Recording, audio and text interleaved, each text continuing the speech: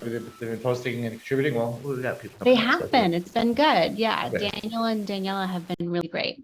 Cool. We're not going to be expanding these types of relationships. We're going to be focusing to get it hammered down. So, we'll keep this one special and focus on making it work.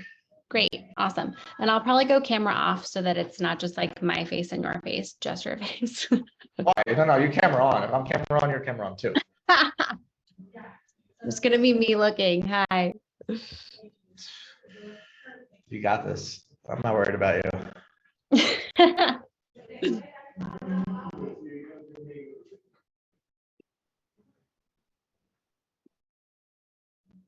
Next time we need to invite our community too. We didn't invite our community, I don't think. Oh yeah, we should do that. Yeah, we have a lot going on. Our platform's going live in like a couple weeks, got the event, so we're just getting all the ducks in order. But the cool part is our business model is pretty simple after that. It's find, negotiate, and pay with sales freelancers and sales agencies. So it doesn't change. So then we're just content. Great. That's wonderful. Everybody else on right now, or can we talk? I think go ahead and jump into it. People can join as they come, and we'll just let people in. For sure. So I'll share my screen. Hey guys, what's up? Amir Reiter here. I'm the CEO of CloudTask, and CloudTask is a marketplace for sales freelancers, and excited to have a partnership with Sam Perkins and SDR Ready and Sam's from Warmly. They have a great partnership helping people get jobs. Sam, maybe you tell people quickly about your community build just before I hop into some tips and tricks on how to land an awesome job for these days. Of course. So SD Ready is a community for SDR professionals, anyone who's looking to land a job or up level their career through mentorship and coaching. We have great partners, including Warmly, as you can see my name tag in the Zoom screen that helps build rapport in your first sales call. We have also partners that can help you land a job, including CloudTask, which is where Amir comes in, and he's going to lead a workshop today on quick tips and tricks to land a job in this economy, which we all know is a little bit scary. 100%. And before I get into that, I like to start off with the basics, right? Like, why? Right? Well, why do we want a job as an SDR in the first place, right? Because at the same time, maybe those that listening are in the SDR community and don't even know what an SDR is, are new to it, right? For those that don't know, there's this little secret in the world where we're kind of educated to believe that doctors and lawyers rule the world, but they don't. It's oftentimes business leaders who are oftentimes, most of the time, either product people or salespeople. You've definitely heard the story of having the gift of gab or being people person. So I think the big thing to ask, why would you want to become an SDR? The answer to that, besides just having a job and making money, is that oftentimes the SDR role can lead to actually a leadership role, because once you learn the skill and the gift of being able to properly understand a person and their needs and how you can help them, you're essentially a doctor, right? They lied and said the only way to be a doctor is to be in medicine, but it's not true. You can help people buy products, services that make their lives faster, cheaper, and more efficient.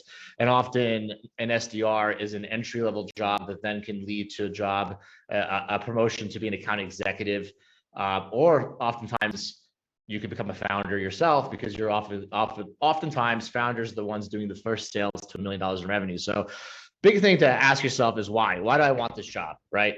And feel free to email me, message me, or ask any questions about why you would want this job, because I'll get deeper into it. The second is how, right? How are we gonna get these jobs, right? So the beautiful part about how is that there are many ways of getting jobs these days. Most of it obviously would be a job opening that you apply to, right? I think that's the traditional way of people getting jobs as SDRs. There's an open job opening for a sales development rep. I'm going to apply to it. I'm going to get it. I'm not going to focus too much on that method, because that's been around for quite some time. I'm going to focus on some new ways of getting jobs.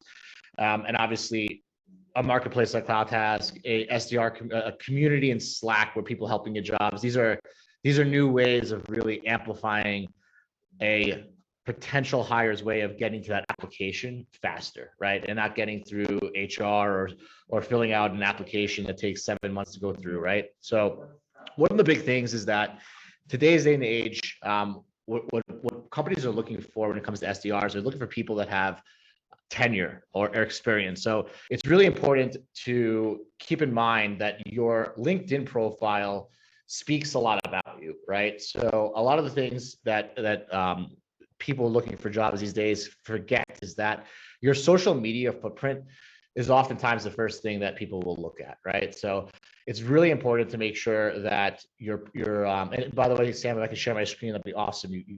She locked my privileges. Oh no, It's hold on okay. one second. You'll get it for me. I think you're the host of this though. The CloudTask, it's a CloudTask Zoom. That is true. I That was Mateo, right? think so. Hold on one second. Let me get that. Guys, not on a Zoom meeting, and I don't have permissions to share screens. Okay, cool. So basically, the only thing I'm going to show you guys, which is you're going to get permissions in soon, is the fact that your picture says a lot of words. So oftentimes, a lot of reps have what we've seen. They might have hoodies on or jackets or things that just don't look super professional. Now, guys, remember this: when people ask you to dress what we would call professional, it's not to change who you are, right? So oftentimes you hear feedback about people being like, "This is who I am. I'm into this scene. I'm into that culture, and I dress this way." It's totally fine. I think the game here is not to change who you are and how you dress, but just to remember that you're competing with people for a job, and oftentimes. There's reasons why lawyers wear suits and ties, which I think they're the only people that wear suits and ties. It's because they go in front of judges. So you just have to remember that, dressing professional actually can be the difference between a first impression being positive and negative. And that's just something to keep in mind. It's always optional, right? Nobody's going to force you to wear a suit and tie, but wearing a collared shirt or a button-down shirt goes a long way. And Sam has hired a lot of people. Sam, I'll ask you that. How does that come across for you guys when you guys are hiring? Do you guys choose people with hoodies on in videos and pictures, or do you guys pick collared shirts? Presentation absolutely comes into play. It definitely depends on your role, but specifically for a sales role, yeah, I would be looking for a bit of polish in your LinkedIn profile and then in the interview process. And the LinkedIn profile is one of the first things that we look at with your resume hand in hand. So yeah, it does matter how you present yourself. Well, guys, you heard it. It's also it's not a form of discrimination. It's really just, what people are looking for are people that are going to be able to work for a company for years to come and grow with the company. So it's kind of a first impression, right? And like I said before, you guys be your authentic selves, but also be somebody that you would hire yourself. Always put yourself in that shoes, which is totally big deal. I'm working on sharing my screen. I'm still disabled. Let's see if I get my team in here. Mateo, there you go. Can you give me rights to share the screen? Yeah, I'm trying to do that right now, Amir. I don't know why it's not working. Awesome. Sorry about that, guys. So what I'm going to share with you is just go over my profile quickly to show, longevity at a job, which is what people look at. So it's also a big deal to make sure that you don't have multiple jobs with 3 to 6 month timeframes. If you, for some reason, have a small time frame with a job, you're only there for 3 to 6 months, it's often best that I recommend you leave it off your LinkedIn. And the reason why is because what a possible job employer is asking themselves is they're asking themselves, well, if I hire this person, will they be committed to training? Will they be committed to working hard? And will they be with us for a long time? Can I invest in this person? And if they see multiple jobs that you've been around for 3 to 6 months, they might often pass on your application, right? So my biggest suggestion is really don't have anything that's less than a year, preferably 2 or more. Any questions about that? Or Sam, any feedback about that? How do you guys look at longevity? And I asked Sam because Sam's constantly hiring at Warmly and growing. So a lot of this is probably relevant to her. I definitely think hitting that 2-year mark is what we're looking for in terms of candidates. Like anyone can make it to 1 year. A lot of people make it to 1.5, but really if you can stay at a place for 2 years and highlight those places on your resume, that is what we're looking for, because we want to hire someone that's going to last beyond a year with us. We're investing a lot. So as you heard it from a hiring company, make sure to include jobs that have been there for a long time. Now, a second thing that I'm going to share is really put yourselves in the eye of an interviewer. And I'm going to share in the chat right here, and we're also going to attach this to the actual video file. It's a blog article of about 25, I think it's more than that, I get the wrong number, 62 sales interview questions to ask sales candidates, right? And then I'm also, guys, putting a download for 100 questions, right? I'm going to try sharing my screen to see if I can share. I could share with you guys now. This is great. So I could share. We're back to sharing. All right. So guys, this is one of the best resources I can tell you for an SDR job. This simple blog article is often overlooked. It was published back in August 2021. But in this article, you're literally going to get all of the questions that people typically ask, right? How do you keep up to date with your target market? Question number one. What to look for. Even if the target market of their last job is totally different from the one they're interviewing for, this will show there, and this is by there, this is your guys' ability to find and keep up with relevant trade publications and blogs. Dig deeper and ask the most recent piece of information, what they've learned from one of the publications. So guys, right here, what I am showing you here is the ultimate cheat sheet for passing an interview, right? So this is going to be probably one of the most valuable questions. If you guys read all of these 62 questions, you will be literally put into the shoes of an interviewer. You're going to know why they're asking you questions and what the answers should be. Now, the cool part about this is that your job is not to learn the answers just so you can get hired, right? Because now you're going to get hired and you have to perform. But by actually understanding why these questions are being asked, you could then go research any topic that you don't know, right? Let's take question number one. How to keep up to date with your target market. Well, if you don't know what your target market is or what target market means, this will give you an opportunity to actually Google the definition of target market. So you can get educated at the same time that you're learning the cheat code. I'll call this the cheat code, Sam, right? That's kind of what it is. So, when you go through the cheat code, don't just remember the questions and the answers. Google any definition that you don't know. You will then literally become you can become an expert at your future position or improve your skills as SDR literally by reading these questions. And I'm going to be sending you guys this link on the actual podcast, on the actual webinar, and all the questions because you could download 100 of them, right? So this is a big deal. Any questions for anybody? Sam, anything to add before we move on? Keep it rolling. No, this is great. Keep rolling. Awesome. So what we're also going to send, guys, is just a view of our internal competency sheet, right? So this is what we use at CloudTask to help people find jobs through our marketplace. And we made it really simple. And I think it's really important for people to almost, like I said, put yourself in the shoes of the interviewer. And why I keep saying that reference is because as an SDR, as a sales development rep, as a salesperson, you're often going to have to put yourself in the shoes of the buyer to excel in your job. So why not do it from the beginning and put yourselves in the shoes of the interviewer? Because if you guys learn how to do that, you will also carry that to your job and be a high performer, right? Sam, any questions, feedback about that? All good. Straightforward, right? Yes. So guys, think about communication is the first thing people are looking at, right? Do you speak fluently? Are you clear with pronunciations? No slurring, no ums, no likes. Guys, if you ever think of the word and like, they add no value to conversations. Just think of the word banana every time. Imagine you just said banana instead of and like. Your conversation would sound horrible. But guess what? And like have the same meaning as banana in your conversation. They really do. So just keep in mind how you pronounce, pausing filters, right? Are you answering questions comprehensively, on topic, and complete? Are you not answering the question directly? People pay attention to this stuff, guys. If people ask you about a big hurdle that you've overcame to get a job, answer that question. Don't bring up a story about your grandma's cookies. Your interviewer is going to be taking notes, and you might be getting a low score, right? Use the right grammar, verb tense, pronounce articles. The cool part about business is that you literally need to write at a 6th grade level. You're not here to write some 1700 century poetry, right? It's clear, simple language. I'd like to start working for you tomorrow so I can hit forecast. There's no special words there. There's just don't make any spelling mistakes, guys, because you're going to be checked. And quick tip, there's a free app called Grammarly. Anybody can get Grammarly. You can quickly put it up on your profile. You can write the actual setting to be professional, and you could use these tools to help you guys excel, right? So we don't need to send you back to 3rd, 5th grade grammar. I'm a horrible speller. I'm a horrible writer. I use tools to help me, guys. So remember, they're looking at this. Now, nonverbal communication is really big. This is also big back to my whole profile picture, right? What are you communicating when you're a suit and tie? You might be communicating that you're a professional person, right?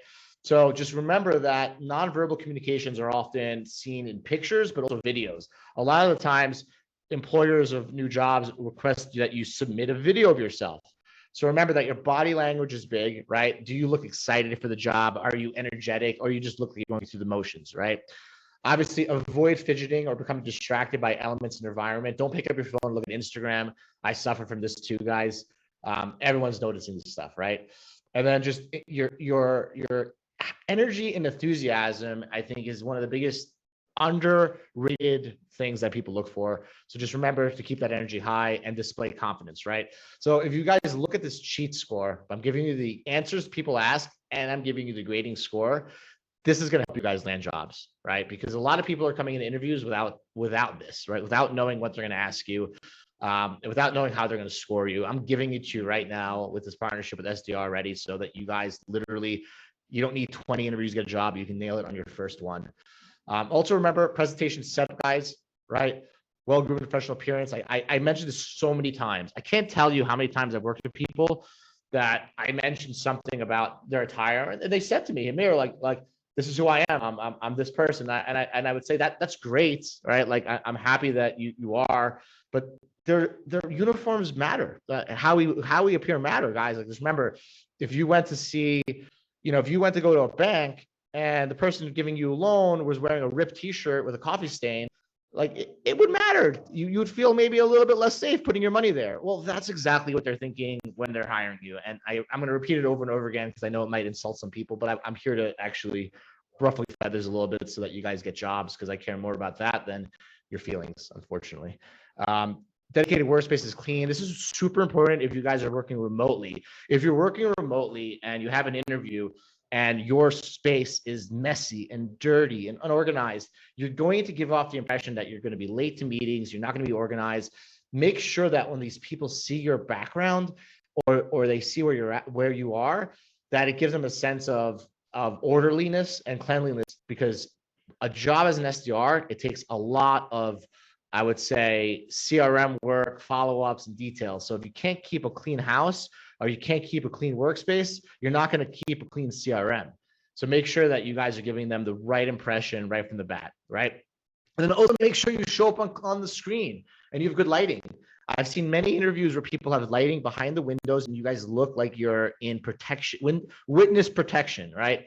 You do not want to look like you're in witness protection. If your window is to your back and the sunlight is blocking your face, simply turn around, guys, and get the light on your face so that people can see who you are and they can build trust, right? Now, obviously, audio quality, clear and crisp. A lot of people love using earpods. They're very popular. They're everywhere. They work pretty well when you're in a booth by yourself, an apartment by yourself, or by yourself. If you have anyone in the background, babies, family, please use professional headsets, and keep in mind that you do not want to have, whistling in the back noise or hear people laughing and joking. And oftentimes you might not be able to hear all the back noise, but they can. Anything to add, Sam? Have you ever seen any interviews where people have loud noises, unclean places? And what's your impression of those kind of candidates? For sure. I mean, it just seems like they have a lot going on, which is relatable. But if you can at all find a super quiet spot, agree with the tidy background. I'm always kind of looking, or use Warmly or Zoom like backgrounds to kind of disguise your background if you don't have time to clean behind you. It definitely matters. It does, guys. It does. We're here to tell you the truth, and unfortunately, sometimes the truth hurts. Critical traits, guys. Right?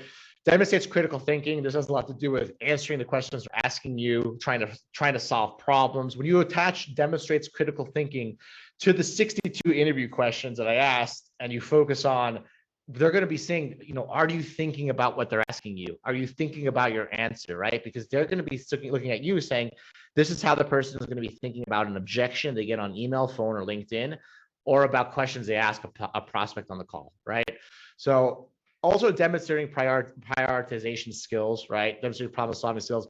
Don't get too deep into this, guys, but you are being graded on this. Now, not everybody has this grading system, so I'm just showing you one of many frameworks, but you better believe that it's some of what is here in a different format, right? Now, obviously, sales experience, right? When it comes to sales job, always talk about your years of experience in sales or customer success, which is a revenue-generating role, preferably B2B sales if it's B2B.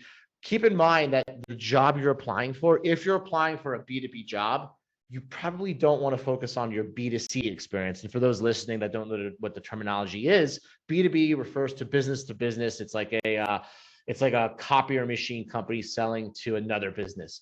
B2C would be basically an example of like a gym sending a membership to a consumer, right?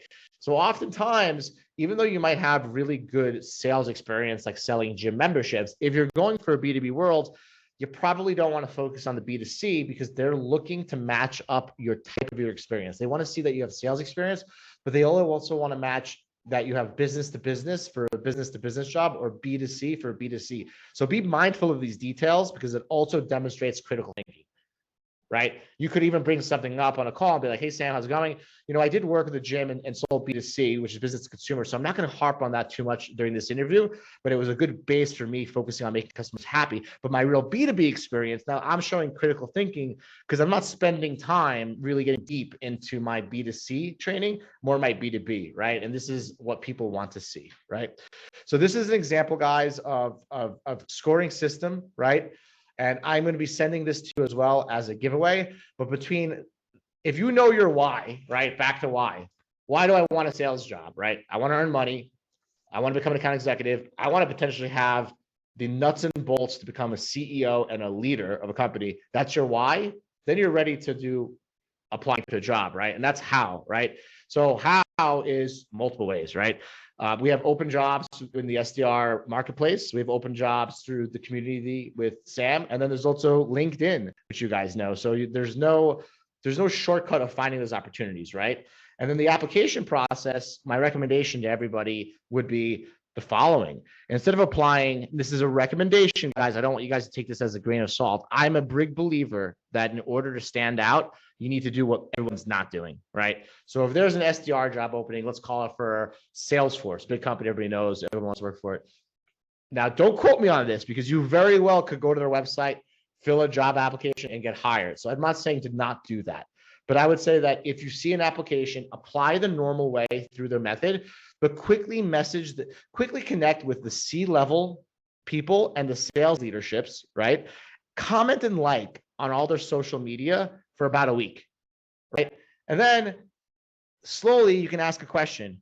Hey, Gordon, right? Look, I'll bring up my screen right now, right? And I'm not going to do this, but I'll show you a method. So this is right here is Godard Abel. He is the COO of G2, right? So let's say I apply to a job. He's my dream job and I want to work there. I might go to tweets, right? And I can go here and I can write something like, love how G2 is helping the community grow reviews. I applied to be part of the team, but I need earlier this week, right? Earlier this week, I was wondering what the fastest way was to join your team and to start helping your customers with your service, right? So now I didn't make it about me, right? I'm gonna do my little, this is my Grammarly, guys. See my little red dot here? This is Grammarly. I use it too, right? So a little tweet like this, right? Now the HR director has the application because it went through the, now you just messaged the CEO. You didn't say anything about me. I wasn't like, I need money. I need a job. Hey, Godard, I need to work. I need to work really badly. You literally say something. I love your company, compliment his ego. And I love helping what you guys are doing, which helps grow the reviews. And what's the fastest way to join your team and start your customer service? Now, look, I made it about him, right? Because if you think about why they have a sales job opening, their sales job opening is designed for, because they have a need to help customers, right? So instead of saying, I want to make a job, I want to work with your company, I literally folded my comment back into, I want to help your future customers, right? So this is a way, and you could write the same thing on Instagram, Twitter, LinkedIn, but this is the things that people don't do. If you guys do this, you will be the 1% of applicants that do this.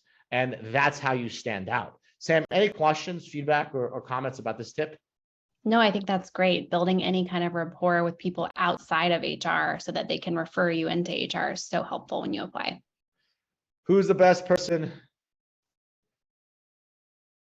to talk to about joining your team ASAP. Any of these questions, guys, these are great questions. I want to be part of your team. I want to be a winner. I want to be on the winning team, right?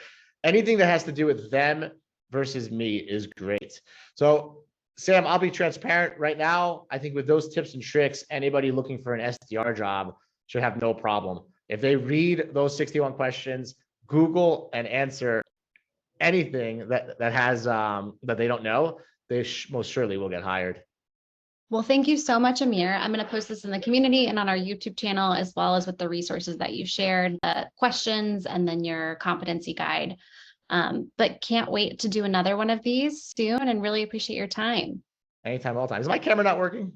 Yeah, it was a weird angle for a second, but it's back. Yes. Okay, cool. I can't see it. So guys, thank you so much. Take care. Sam, you're the best. Let's help people Thank get jobs you. every day, all day.